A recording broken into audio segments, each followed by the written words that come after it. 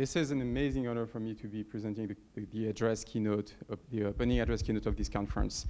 Really, a few years back, I would not have imagined that I could be standing in front of you here, especially given the amazing lineup of speakers presenting today. So it's great. And as I was getting here, I was thinking of my first Python conference, which was the SciPy 2013, I think. And I wasn't presenting anything. I just flew there from New York City, where I used to live, and got to meet some of the core developers of Jupyter, NumPy, SciPy, Matplotlib. And I spent the week trying to get up to speed to become a contributor to those open source software. And after a full week at SciPy, on the way back home, I was completely sleep deprived and exhausted, and sure of only one thing, is that I really wanted to be part of that community. This has been an amazing ride, and I just wanted to tell you a few words about this. Before I get any further, let me tell you a little bit more about myself. So I'm a quant researcher. Up until a few months ago, I lived in New York City, working for Bloomberg, and also working as an adjunct at Columbia and NYU. So last year, I relocated back to Paris and founded QuantStack, which is I would say, a software service company. We provide services and consulting on scientific computing and work a lot with open source software. As an open source developer, I mostly work on the Jupyter Interactive Widgets framework and Jupyter Lab.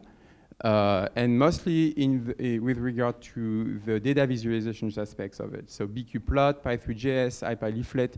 You may have heard of a bit about this project, and so I'm going to tell you more about it. And also some high-performance scientific computing in C++. So namely Extensor and Zeus. So Extensor is one item that you'll hear about later in the conference. So Johan, who is here in the audience, is going to present this afternoon about this project in depth. I should zoom out. First, I wanted to start with an advice to those of you who are just getting started in their careers or who have not yet graduated yet and are still students. You guys should get involved in open source development as soon as possible. And in two ways. Contribute to a large project that you already use, and start something small. Just put some code out there and try to get feedback. In my experience, I've worked with the smartest people. I met the smartest people I ever got to work with in the open source community.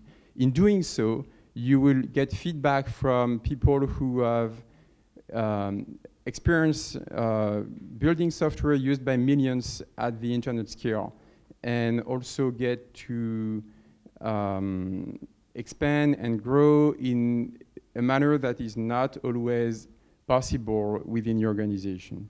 If ever you actually feel that you are isolated in your company, laboratory, wherever you work, you're actually part of a much bigger community, and starting to contribute to this software is probably the best career advice I could give to anyone right now. So, for example, you can have a lot of impact. A simple CSS fix in Jupyter can impact tens of thousands of users. And a lot of people will be thankful because this annoying bug that they were observing is not there anymore. This actually may be making the difference in terms of adoption of some key contributor in the future. There is a smooth ramp of complexity from the drop-by contributions to becoming core contributors to major packages. So start small and make simple contributions first. They will be greatly appreciated by the core developers.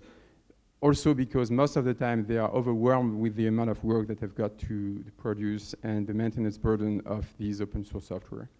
It's another dimension of growth than climbing the corporate ladder. You don't need to become a manager to grow in your career. There are many other means to become more proficient and recognized in your career. Finally, you will find some of the most inclusive and diverse communities out there. So Jupyter, SciPy, Interact, Django, and Sage. I just wanted to use this picture here because these are the adapters and power outlets that were in use at the last Sage days that I attended. So there were like 20 different foreign accents and power outlets, and everyone was coding and hacking together. And this picture really shows the diversity of our communities. So yeah, get involved now. Now a piece of advice for employers. Let your employees be involved in open source and actually encourage them to contribute to the software that they rely upon in their work. So, and anything unrelated, even in their free time. This gives a new dimension to grow for your engineering team, and if they were frustrated by the lack of evolution, possible growth within your organization because it's small, because you are not growing at the moment, then there are other perspectives for them. And it will also help you recruit people, obviously, ensure the quality of your team. Besides that, I think that everybody now knows that open source is not for crazy hippies, and closed source software is not evil. Actually, open source is the backbone of scientific computing and more. Compilers, interpreters, OSs, scientific libraries, package manager. You cannot afford to redo all of that yourself. So anyways, you are already relying on that infrastructure. And having a relationship, a good relationship with the community that is building that infrastructure is actually critical to your operations. So if some of your developers, some of your engineers are involved with that community, are recognized and appreciated because of their contributions, when something breaks, you will get help from the community much faster than if you had no prior relationship with them. So yeah, it's common infrastructure used by everyone. So Roads of Bridges is actually the title of a study by Nadia Eqbal, and I just wanted to share this quote. Open up your phone, your social media, your news, your medical records, your bank, they're all using free and public code. So what happens when infrastructure breaks?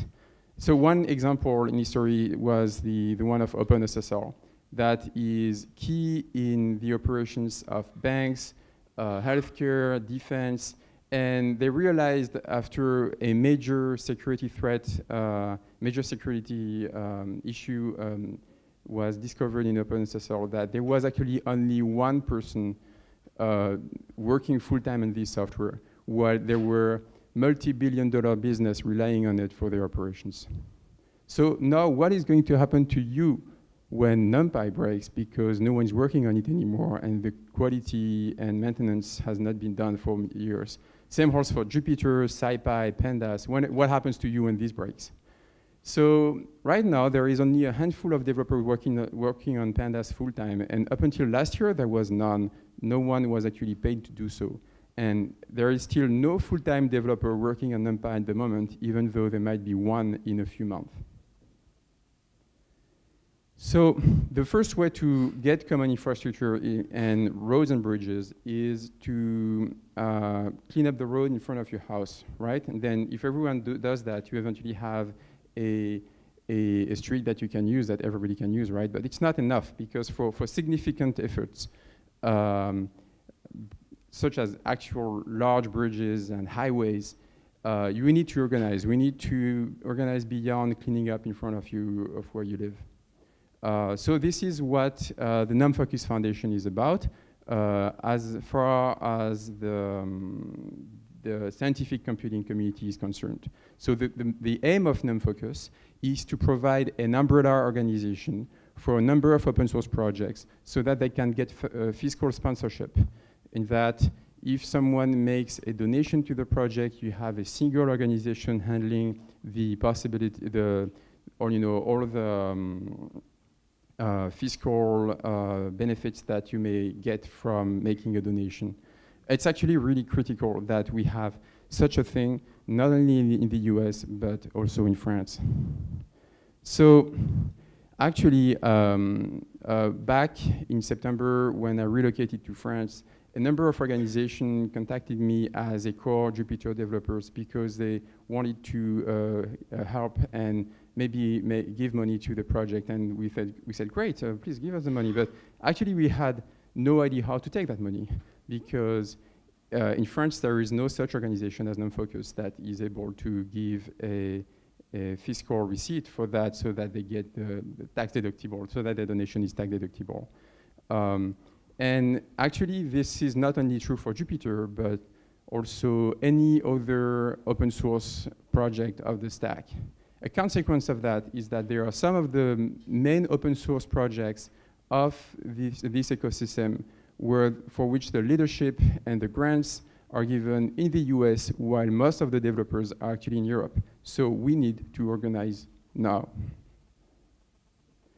So our actions, so we are currently working with the NumFocus leadership on the creation of an EU branch or a separate EU entity. So we've worked with a lawyer and a tax lawyer, and we got some advice from people who were experienced with these sort of things to actually put together something to get started so that we can start receiving such donations. And also, in terms of community organization, we just started the PyData meetup last month. So on May 17th, we had Travis Oliphant, the creator of NumPy, and Gael Varocco, who is one of the core developers of scikit-learn, give presentations at UPMC. And so hopefully we'll get more events in the coming month. So yes, what next?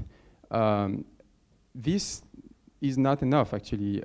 We are not enough people involved in these organizations, and we actually need help in many different ways. Help organize more events, find venues, give talks, contribute, advocate for this ecosystem behind closed doors, start businesses that provide support for these open source software. There are many ways in which you can help. And yes, please come talk to us if you're interested and if you have ideas. So let's get to another subject about the language war. What happens when you say Java in a C++ conference? And what happens when you say MATLAB or R in a Python conference? Doesn't play well, right? You get booed most of the time. Actually, there was this image that we shared in a blog post recently, which is that in the future, there will be actual wars about which language humans should use to speak to the machines. This may sound ridiculous, but after all, we make war for more ridiculous things already. So it's a concern, right? Because there is no reason for R, Julia, or Python to be in competition. They have distinct communities and advantages and areas of expertise, but there is a lot of duplication of effort that hurts sustainability and could, if there was no such duplication, make the community move faster. So for example, in this area, there is nothing about R that make it a better system to do a package manager, an IDE, or in-browser data visualization tools. And that's why maybe the R and Python and Julia community should work together on such items that are common to and are problems for everyone and can be solved only once. So we need to collaborate beyond language boundaries. So a quick quote that I picked from Jake van der Plas keynote at PyCon. It's a quote by Fernando Perez talking about his PhD advisor. So my advisor had a heavily customized awk, set, and bash workflow to manage job submissions and post-processing of C codes for supercomputing runs. So I used her script to run my jobs, and on top of that, has added my own layer of Perl plus a hefty amount of GNU-plot, IDL, and Mathematica. I'm really sorry, but this is horrible. And also, this really sounds a lot like my PhD. So I was already dealing with such horrible workflows. And this is, another fact about this quote is that he was using something like 7 or 8 different technologies and languages, right? So if each one of those had a different package manager, like putting everything together in a reproducible fashion is really, really difficult. So that's where JUPYTER comes into play. So what is JUPYTER? Raise your hand. I just want you to make a quick poll before. If you have heard of IPython and JUPYTER before. All right.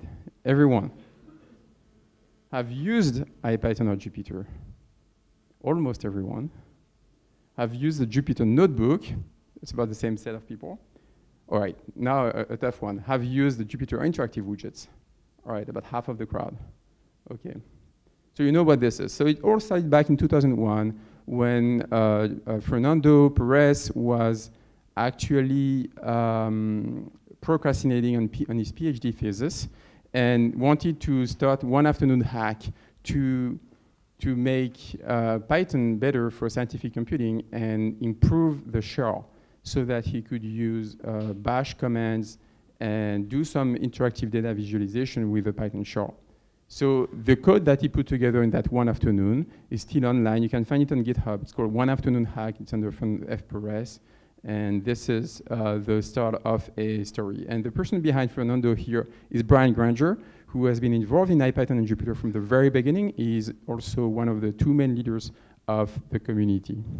But today, the Jupyter team is much larger. So this is a picture from the Jupyter dev meetings of 2015. There is almost everyone here. We're missing Kyle, Kelly, and Paul Ivanov. So I picked the wrong picture, but they were there that day.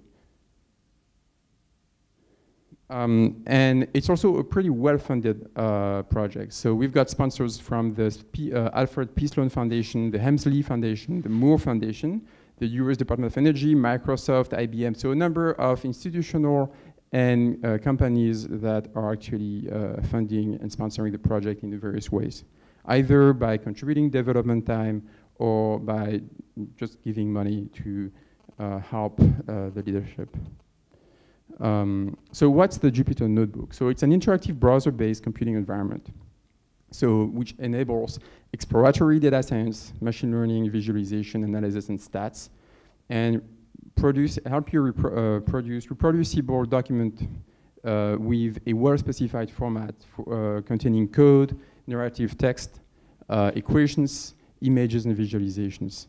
And the architecture of the Jupyter ecosystem is made in a way that is completely language agnostic, and that the kernel, which is the part of this infrastructure that is responsible for running the code,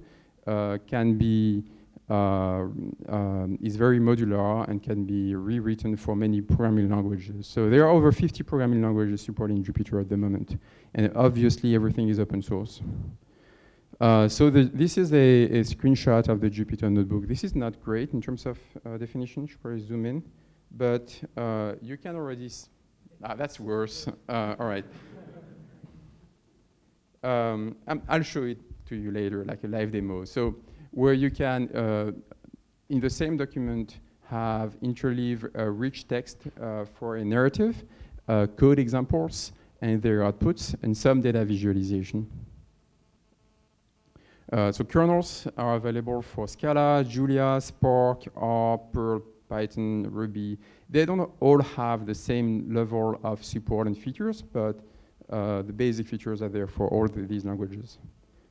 In terms of adoptions, so back in 2015, IBM conducted a survey of the Jupyter community and estimated that back then the community was about 3 million users.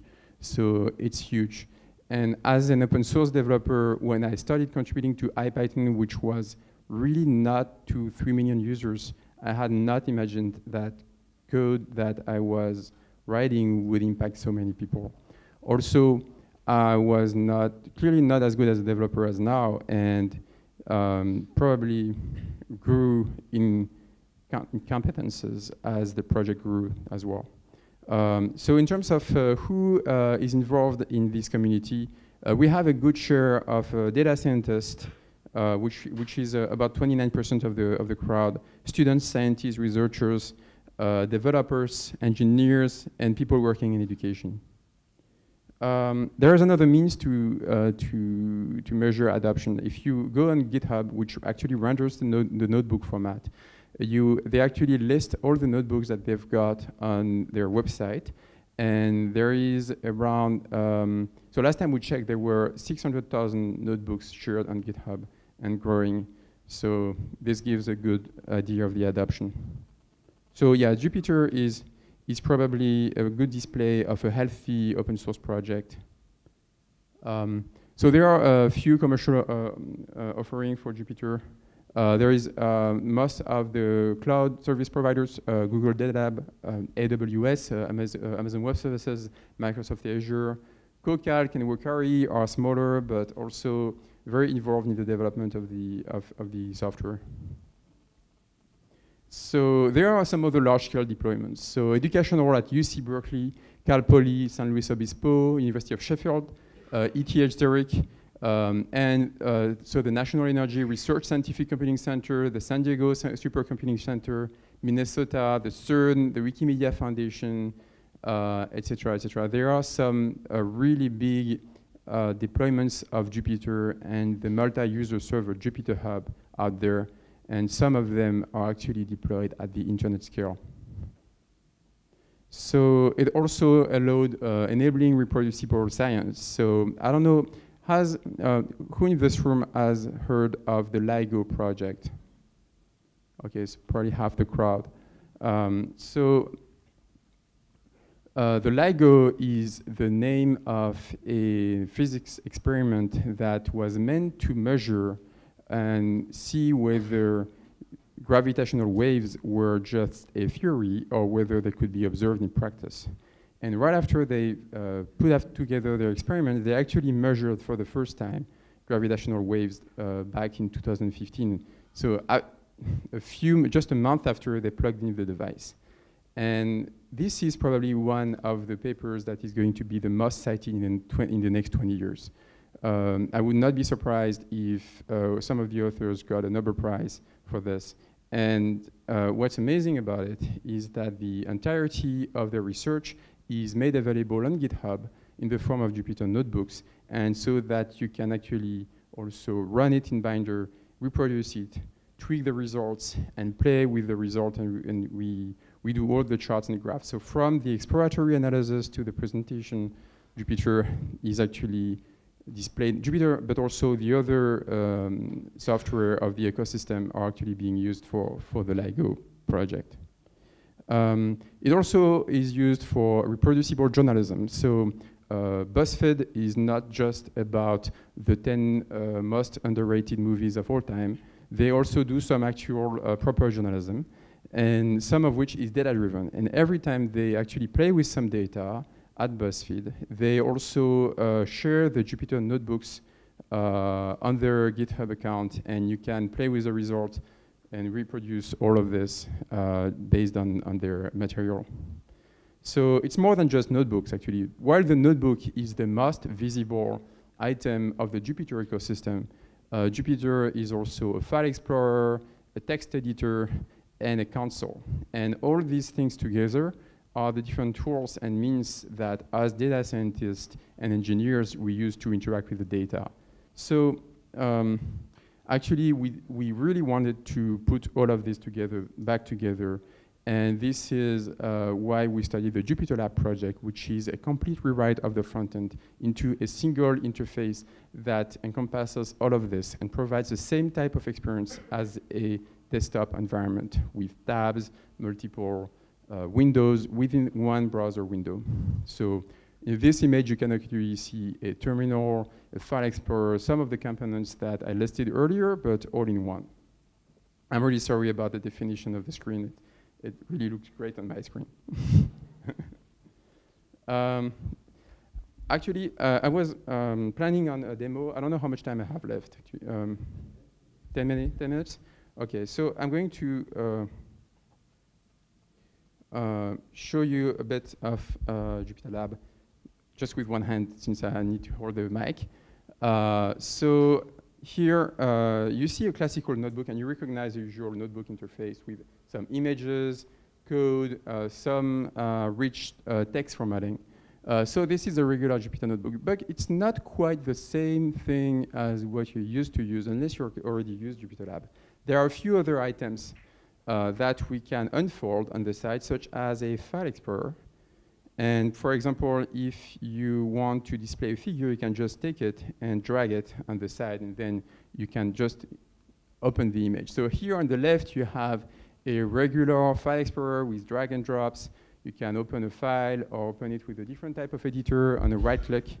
So this, in this example, also you can arrange your workspace in a richer fashion by just dragging things around and making a nicer type of layout for your workspace. So this applies to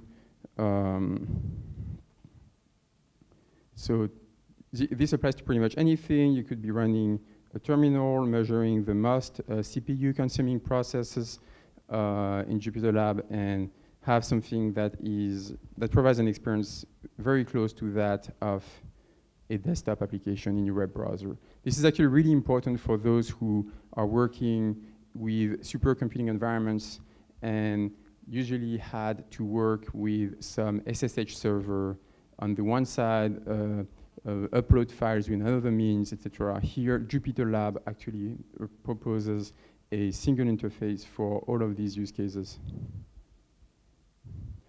So the other thing that I wanted to talk about really briefly, since I don't have so much time left, is the use of interactive widgets.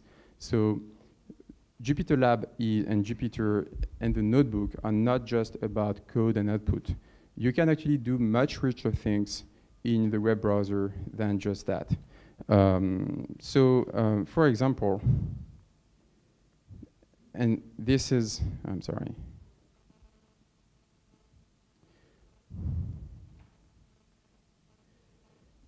So when you use the notebook and you hit 9 times 9, and last time I checked, it's still true, still 81, what happens here is that I type down some code in the document.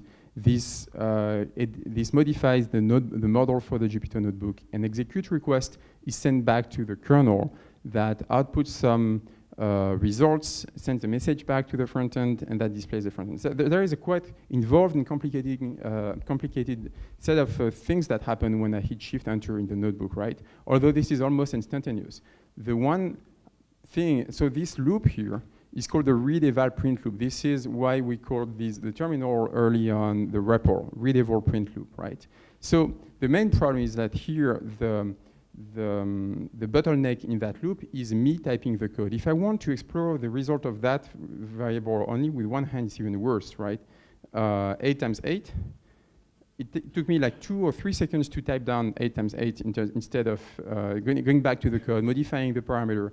While I could be smarter and define a function and try to see the value of the square function for different values, but this is still cumbersome and I'm still the bottleneck in this operation. So widgets are actually meant to make this loop faster, where I can actually explore the result of the square function in a more interactive way. Obviously, this is not the sort of application that you want to do, but here we've got everything. We've got a visual, a small GUI component that is displayed inline in the notebook that allows you to interact with the data.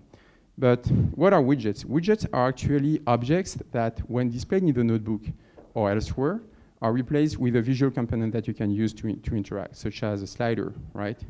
And you can bind widgets together and make them reflect the same values.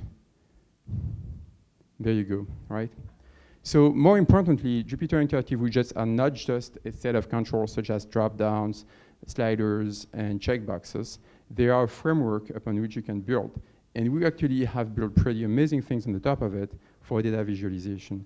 So since I have only 3 minutes left, and Stéphane is going to kick me out very soon, I just want to talk real quick about, for example, BQplot, which is a Jupyter Interactive Widgets library that implements the grammar of graphics constructs. So there are some grid lines that are not showed here because of the brightness, but it actually looks a lot like ggplot. And as I modify, right, so apparently I have got some more time. So as I move, as I change the values of the, as I change the values of the x and y, I should enter, yeah, of the x and y attributes of the scatter plot, I see this reflected in the front end, obviously. So this is actually really helpful for like interactive exploration from the code and from the interactions of the mouse. Or the same holds for actually for the other attributes such as scales, axes. So if I set the minimum of the X scale to 4, for example, here the range is not going to be computed anymore from the data, but reflect the fact that I have selected 4 as the minimum. You can also use, if I set it back to none, this is going to be back based on the data again. Or you can edit the figure, setting the label or whatever. You can also use bqplot figures as input widgets. So quick example here, where I use a bqplot figure as a means to select an interval. And this is really important, for example, when you are dealing with time series analysis, where you may want to do this analysis on a prescribed interval. And most of the time, the way you would do this is by setting the mean and the max of the interval from your code, or having, if you're using some fancy library for visualization, having a brush interval. In this case, actually, just the position of the mouse is going to be determined completely the width and the center position of the interval. So the height of the mouse is going to correspond to the width of the interval, and the center and the horizontal position of the mouse is going to control the position of the center of the interval.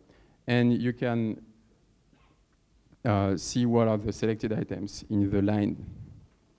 So, or you can use this to hand draw. So here I changed the interaction and made this figure a means to input a function. So if you are dealing with some model that takes a function as an input, and you are trying to use some sides and exponentials and linear components just to see what would be the outcome of your model with this or that input, or you can just draw it, that's even faster.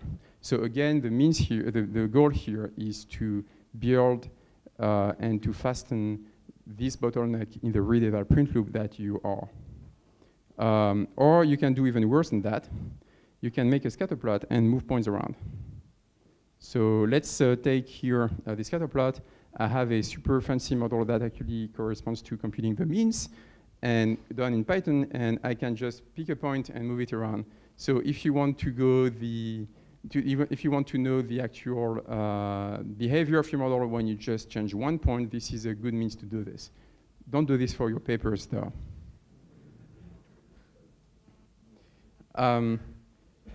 Just to show off this, you can actually use bqplot to build really sophisticated web applications, including animations and all.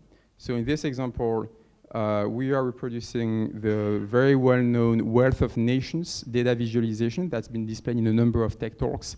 So if I just hit play here, I'm going to see an animation of the evolution over time of the income per capita and life expectancy of a number of countries in the world. I can just pause it and hover on a country and see the name of that country. So there is some bug here. Okay, that would be the United States, so which were actually pretty, one of the richest countries in the world already in 1913. Right, but more than 2D visualization, we actually can use this to do some 3D. So here's a quick example of a clickable surface that you can display in the notebook using the Py3.js library. So Py3.js is a set of Python bindings for the 3.js JavaScript library that makes use of the WebGL technology, so GPU accelerated graphics in the web browser. But again, everything here is a widget, from the camera to the surface and the position of the lights. Every single one of these items is actually an object synchronized between the front end and the back end, and can be modified from your code or from a callback that reacts to your interaction in another location of the UI. So for example, here I have a picker that allows me to add a few points, and I can retrieve this information from the Python code. So which makes it a really useful tool for data interaction. Or you can use Py3.js to display some, like for example, rich, some complicated parametric surface, right? Since Py3.js is built upon the JUPYTER interactive widgets, they are very easily interoperable with it. So you can just wire a few of the attributes of this parametric shape with slider values, and now you can make deformations of your shape and see how this would impact its visual aspect. So Py3.js, BQplot, oh, that's not what I want. Leaflet is another one, which is a means to display maps inline in the Jupyter notebook, draw on it, visualize GeoJSON or layers that are binary on the top of maps. So IPA leaflet is actually a bindings between Python and Jupyter on the one side and the leaflet.js JavaScript library. So you see that this is really a powerful means to bring all the power of these JavaScript visualization libraries to your Python workflow. So if you know a new one for which there is not a set of bindings already, like some data-driven pink rabbit, you can just pick it online and just make widgets out of it and have your data-driven rabbit displayed in the notebook and reflecting the set of your, reflecting your data set. So another benefit of using JupyterLab here is that it has this richer layout, and I can just tear out one of the output and make it a different tab so that now it's always displayed on the side and I can continue modifying the states of the widget from my code, right? Another benefit that I won't be demoing right now because of the lack of time is that we are moving more and more towards making the Jupyter interactive widgets independent of the notebook environment. So for example, if you put together an application using the widgets and a data visualization that you like and you want to share with the world, now you can just hit save with the widget state and save the notebook with the widgets, and that is going to be rendered on NB Viewer, or you can just embed the widgets from a context menu, and it will provide you a copy-pastable snippet of code that you can just paste into your blog, web page as a researcher, and if this parametric surface or map is the result of some crazy analytics that you made, you can just share it with the world and they will see it as you saw it in the Jupyter notebook. So if you just go to jupyter.org/widgets, you actually see a few of those. For example, so this is the actual jupyter.org webpage where we have a gallery of BQplot, IPA leaflet, Py3.js, and the very same graphics are actually available in the website live. And the next steps for the future of the Jupyter widget infrastructure is that while this doesn't speak to a kernel, we are soon going to enable complete web applications deployable from the notebook that are actually talking to a kernel using the MyBinder infrastructure. I should get back to the presentation. So truly what Jupyter is becoming is the HTTP of scientific computing. And why? It's that beyond being an implementation of an interactive development environment, Jupyter has well-specified communication protocols, file formats, serialization formats, and actually a good specifications matters very often a great deal more than any implementation. So if you have, if you want to write an alternative implementation of any of the components from the front end to the back end or on your kernel, you will, if you comply to this standard, benefit from all the other components of the Jupyter ecosystem. And this is true for any programming language. And this is, so Jupyter is common infrastructure for R, Python, Julia, Octave, Scilab, and whatnot. And